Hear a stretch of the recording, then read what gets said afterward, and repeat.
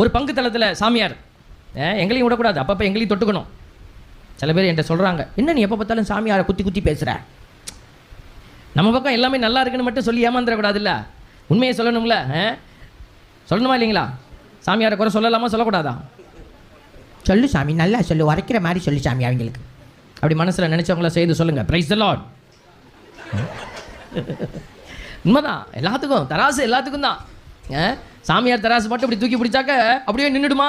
நிற்காது. அங்கேயும் ஆண்டவர் நல்லது கெட்டதை போடும்போது தராசு முன்னை பண்ணி ஏறி இறங்கும்.